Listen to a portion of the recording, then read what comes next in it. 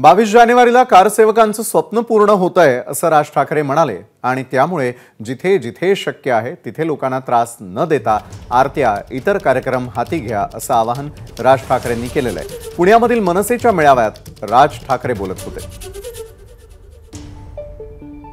22 तारखेला राम मंदिर होणार आहे शिलान्यास। त्याच्या बाकीच्या भानगडीत जाऊ नका, परंतु मला तिथे राम मंदिर होणं याही पेक्षा मला सर्वात महत्त्वाचं वाटतंय की ज्या कारसेवकांनी तिथे जे कष्ट घेतले, त्यांनी जे स्वप्न पाहिलं ते स्वप्न 22 तारखेला पूर्ण होते।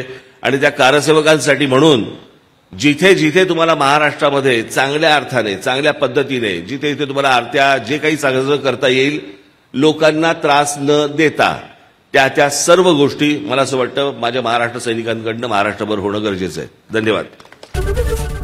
एबीपी माझा, उघडा डोळे बघा नीट।